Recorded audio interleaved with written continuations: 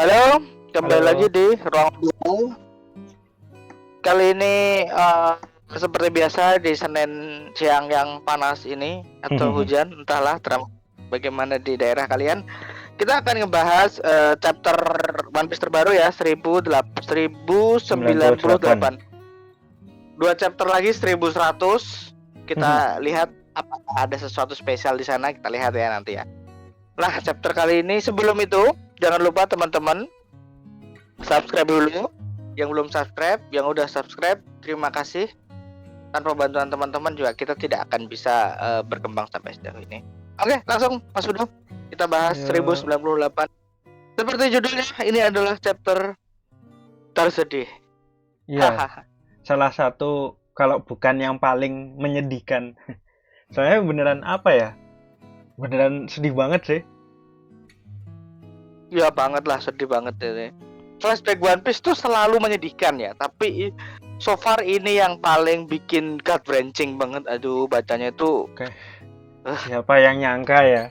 Karakter Kuma yang kelihatan gitu dulu ya. Ternyata sesedih ini backgroundnya. Gagacap emang.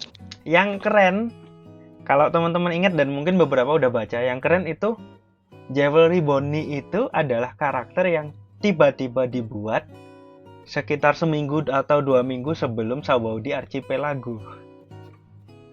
Iya, soal supernova kan. Udah pernah kita bahas sebelum konten-konten yang lain bahwa tapi semua karakter supernova ini semuanya akhirnya punya implikasi yang menarik. Salah satunya Lau. Sekarang Bonnie juga yang ada kaitannya dengan jalinan cerita Kuma yang gede banget ya. Bonnie dalam hal ini nyambungnya sama Kuma, sama-sama muncul sama-sama di Archipelago. Kuma punya peran besarnya ya. Walaupun Kuma udah sempat muncul ya di Thriller Bark. Di Thriller Bark. Oke, langsung Mas Udo, apa kita bahasan kita kali ini kita akan ngobrol. Yang pertama itu mungkin fokus ke ini ya Mas ya. Kenapa art style kali ini kayak kelihatan kasar banget ya? Oke, itu sebelumnya aku mau ngomong ini tuh hal yang umum terjadi di komik mingguan, bahkan bulanan. Karena kan terbitnya tuh sesuai deadline ya. Jadi udah ada percetakan yang menanti. Jadi ketika mau nggak mau, suka nggak suka, harus di-deliver minggu itu juga. Jadi kalau nggak jadi, chapternya nggak jadi dalam artian masih sketsa gitu, ya udah terpaksa di-deliver kayak gitu, terpaksa dikirimkan seperti itu. Kalau nggak akan ada slot kosong di Jam atau di majalah lain. Makanya suka nggak suka, mau nggak mau itu biasanya kesibukan mangakanya yang luar biasa, atau lagi nggak enak badan atau lagi sakit. Hal seperti ini paling sering terjadi di Black Clover. Aku paling sering lihat di Black Clover. Ya ini untuk Oda pertama kalinya sih yang sampai ngirim sketsa kayak gini ya. Tapi mangaka itu masih bagus loh. Tapi emang bukan pertama kalinya ya, nggak, jangankan Oda, kayak Black Clover ya tadi Mas Darius sudah sebut. Aku pernah nyaksikan tuh di Boku no Hero, Togashi sama Hunter x Hunter tuh pernah. Naruto kayaknya pernah juga ya. Aku nggak inget Naruto. Aku nggak tahu Naruto. Aku nggak inget. Tapi yang paling sering itu kejadian tuh, aku pernah lihat tuh di Black Clover. Satunya ada ini nggak sering di majalah lain. Eden Zero juga pernah. 1 kali kalau nggak salah. Ya. Dan itu nanti diperbaiki di volume Tangkobonya. Jadi kita tuh nggak dapet hal kayak gini nih, sketsanya itu nanti nggak ada di volume Tangkobonnya. Volume ini volume berapa maksud dia? 1006 kalau nggak 1106 kalau 107 ya? Aku lupa. Atau berapa? Aku lupa. Pokoknya 189-an. Di volume chapter ini dimuat nanti, kita tidak akan dapat sketsa kayak gini. Udah diperbaiki nanti. Terus hal yang sama juga di Boku sama Black Clover juga begitu. Terus soal apakah Oda kenapa? Menurutku kayaknya enggak. Soalnya di author komen yang biasa ada di majalah Jam, itu Oda bilang kalau dia habis datang ke acaranya ulang tahun One Piece anime yang ke-25. Jadi kayaknya emang dia lagi sibuk aja. Ya, lagi sibuk itu aja. Atau ini sempat beredar di One Piece ID di Instagram, cuman aku masih belum nemu sumber resminya. Itu dikatakan bahwa di chapter 797 waktu flashbacknya Kairos sama sama Rebecca dan Scarlett itu Oda sempet telat ngasihnya, tapi nggak sampai kayak gini utuh, teman telat ngasihnya karena chapternya sangat sedih sehingga dia kayak nangis dulu gitu mas. Jadi ini masuk akal, bisa jadi yang waktu itu ini aku masih belum nemu sumber resminya, jadi bisa salah teman. One Piece ID mengklaim bahwa pernah ada kejadian begitu, sehingga bisa jadi karena chapter ini begitu sedihnya, bukan hal yang aneh kalau Oda juga kali ini saking sedihnya dia nggak sempat menyelesaikan dengan sempurna. Di samping sibuk juga. Ada beberapa alasan ya, either sibuk, either itu itu cerita yang lebih dramatis saja ya, yang tadi itu ya. Tapi simpel sibuk bisa. Cuman Oda insya Allah nggak sedang sakit, nah intinya.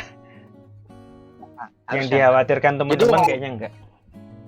Jadi ya tenang aja. Tapi yang jelas emang mangaka mingguan itu punya masalah deadline yang sangat ketat sekali. Makanya Black Clover tuh dengan ritmenya yang dia sering ngasih gambar sketsa itu akhirnya di move ke Giga yang bulanan ya. Bukan karena nggak laku ya.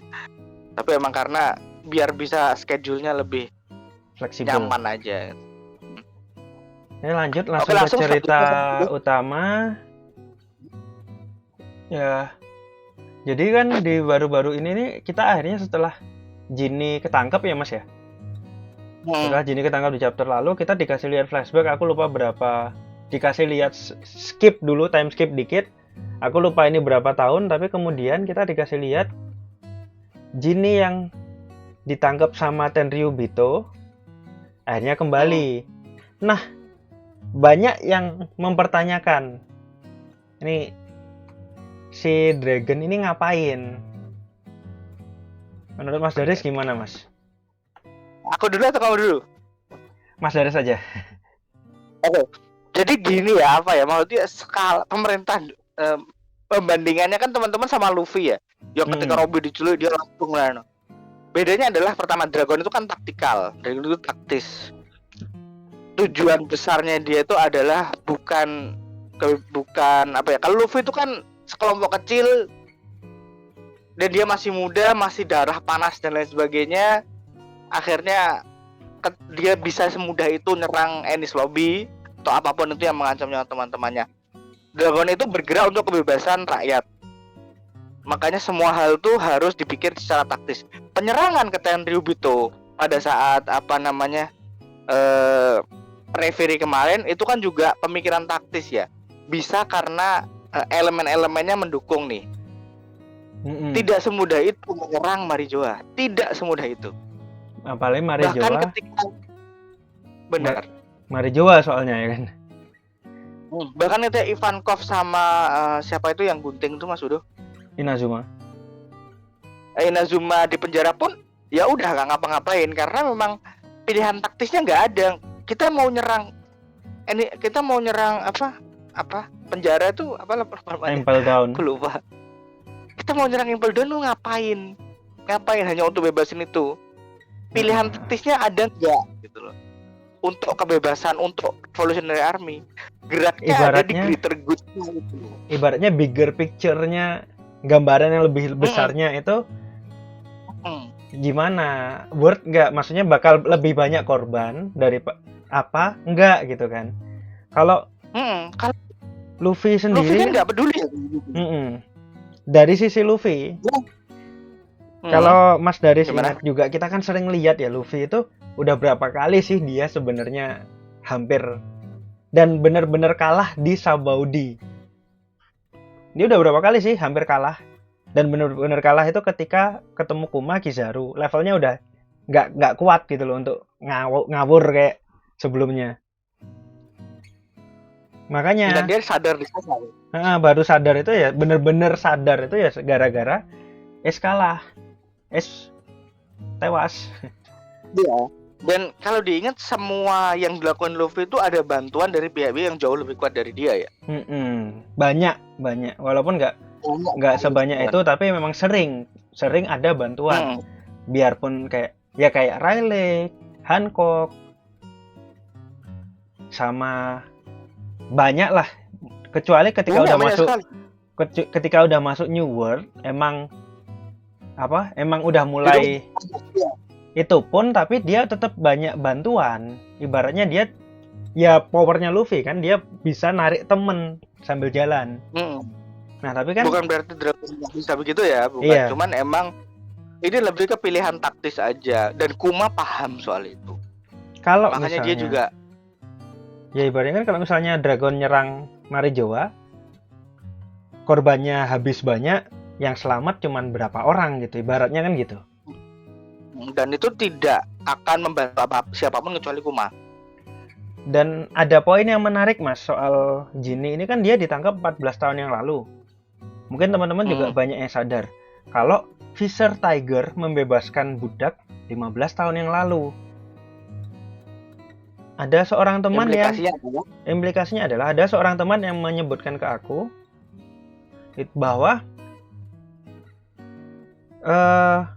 iya emang disayangkan jadi Jinny itu jadi ibaratnya sisipan jalan, nggak ketemu gitu sama Fisher Tiger, jadi nggak sempat dibebasin Fisher Tiger. Satu itu. Dua, implikasinya bisa jadi gara-gara Fisher Tiger membebaskan hampir semua budak, mungkin semuanya malah, Tenryubito memburu budak dengan membabi buta, makanya Jinny kena. Walaupun Jinny bahasanya adalah istri ya, bukan budak ya. Iya, ya kan tahu lah. Iya kan. Ya yang menarik.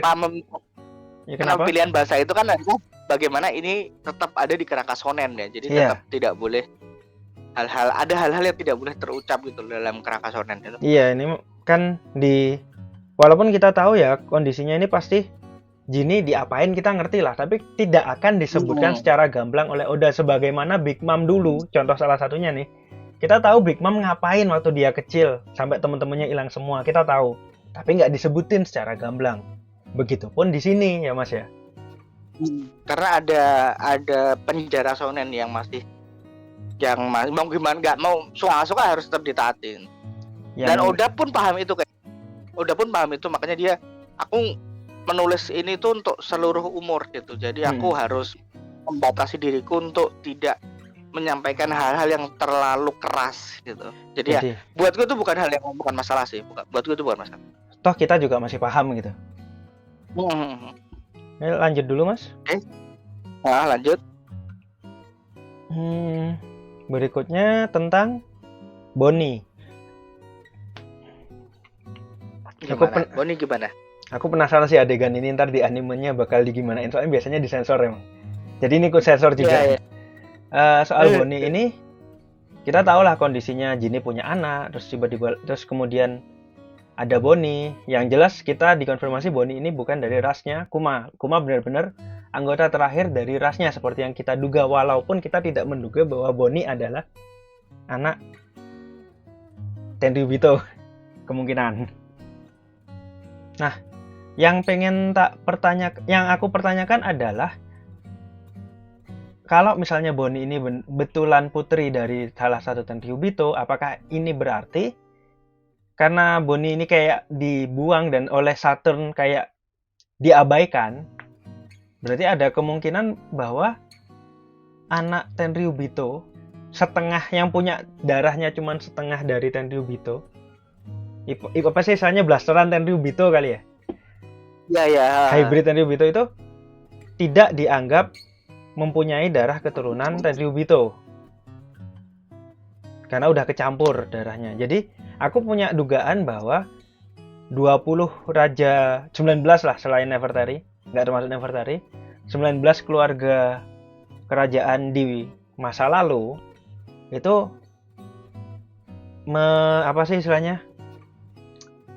mempraktekkan konsep pernikahan royalty yang dulu di Britania ya Mas ya.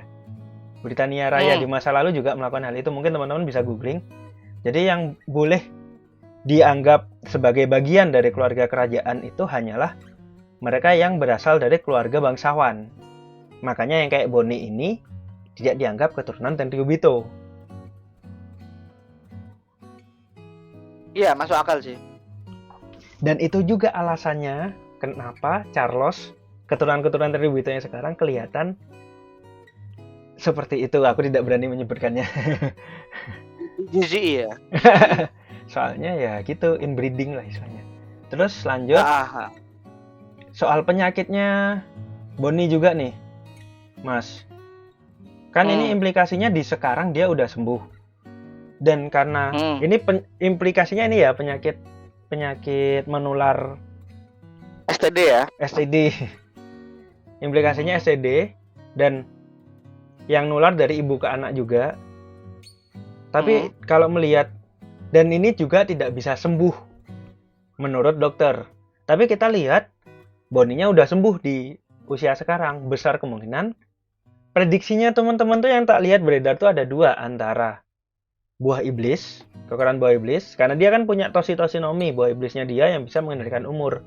Jadi mungkin dia bertumbuh dewasa, mengendalikan usianya ke masa depan. Kan masa depannya dia bisa dikendalikan dengan masa depan yang mana. Dia kendalikan ke masa depan di mana dia sehat, udah sembuh. Ada yang memprediksi seperti itu. Atau penyakitnya dia yang dituakan atau dimudahkan sampai hilang sama sekali dengan tositosinomi tadi. Itu prediksi pertama. Prediksi kedua adalah keterlibatan Vegapunk. Ya, aku lebih suka ini sih. Ya, soalnya bisa jadi karena inilah makanya siapa, Mas? Kuma. Karena Vegapunk punya memori soal Boni ya. Vegapunk tahu itu umurnya berapa. Dia nganggap Boni itu anak kecil kan. Dia cuma anak kecil gitu, jangan dia apa-apain gitu. Makanya dan bargaining yang paling besar itu adalah hal yang paling disayangi Kuma itu sekarang. Pada saat itu ada Boni. Jadi kenapa dia sampai rela untuk diotak-atik sampai jadi cyborg dan sebagainya? Mengingat darah Bakenernya ya. Bakenernya itu yang bisa menjadi aset. Pemerintah dunia kan membutuhkan, mereka meneliti Lunarian. Mereka pasti benar kan. Nah, karena itulah safe to say yang bisa dijadiin cyborg ya cuma Buccaneer doang. Oh iya masuk akal. Soalnya Lunariannya juga udah kabur kan. Udah sama Kaido. Makanya Genie ini dengan dalih disandra, kita tahu Vegapunk orang baik ya, jadi dia akan menyembuhkan Genie, tapi ya kamu harus ikut diri. Skenario nya seperti itu. Dan makanya Kuma sudah tidak bisa tidak berguna apa-apa, dia udah jadi cyborg full doang, udah tidak butuh Kuma lagi. Karena itulah kemudian si Saturn bilang ya dia udah nggak guna lagi, si Genie udah nggak ada nilainya, si Boni udah nggak ada nilainya, dibunuh aja nggak apa-apa. Nah itu juga ya, makanya waktu Boni kabur dari pemerintah dunia, Akainu bilang dia keringet dingin, soalnya bargaining powernya hilang. Kenapa bisa manut itu kan? Dan itu kemudian itulah kenapa kok teman-temannya di Revolutionary bahkan nggak tahu soal itu. Soalnya memang Boni juga nggak banyak ini soal teman-temannya Revolutionary Army kan. Boni nggak banyak diceritakan oleh Kuma. Menarik sih. Terus sama ada yang pengen tak point out dikit. Ini teman-teman juga mungkin banyak sadar bahwa kita tahu namanya Jewelry Boni itu, jewelry-nya ternyata muncul dari pujian Kuma terhadap batu safir yang ada di pipinya Boni. Dan yang menarik, setelah dia sembuh pun dia kayak masih ingin ada bekasnya di sebelah situ, di sebelah pipi kanannya dia, makanya dia pasang tindik agar dia masih terkenang pujian ayahnya. Dan itu detail menarik banget lah ya. Dan di chapter ini juga akhirnya dikonfirmasi beneran ya Mas ya, kalau Boni itu emang masih kecil, berarti 12 tahun lah di timeline sekarang. Timeline sekarang 12 tahun. Ya setama lah ya. Tama itu berapa tahun sih? Tama itu kayaknya masih tahun? Di bawah 10 tahun ya Mas, seingatku ya. Sedikit lebih besar. Kalau sekarang ini setama. Kalau di ini ya. Kalau di waktu di di timeline sekarang dia udah 12 tahun, udah agak gede dikit lah.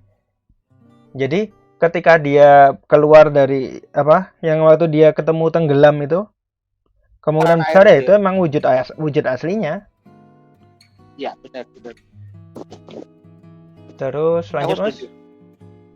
Lanjut. Nah, di akhir One Piece 1098 ini kita dilihatin King Bekori ya namanya ya. Ya, Raja Bekori itu balik lagi, mau menghancurkan area selatan lagi, mau menghancurkan beban kalau istilahnya mereka. Sampah-sampah kayak di Gua Kingdom lah, kalau teman-teman ingat. Area sampahnya juga mau dibakar lagi. Kayaknya ini memang praktek yang umum dilakukan oleh bangsawan pemerintah dunia ya. Membakar area yang dianggap sampah. Nah, kemungkinan karena Kuma pasti melawan lagi. Ya kan? Tapi kali ini dia udah punya pengalaman bertarung yang sangat luar biasa besar sebagai bagian dari Revolutionary Army. Besar kemungkinan momen inilah yang membuat Kuma akan menjadi Raja Sorbet Kingdom. Ya kemudian di frame jadi tiran ya, sama pemerintah dunia ya. Di fitnah jadi Tyrant, jadi si Lalim. Terus dia berlayar jadi bajak laut, terus dia nyari cara buat nyembuhin Bonnie dengan berlayar itu. Dan kemudian ketemu Vegapunk dan begitulah kemungkinan ya.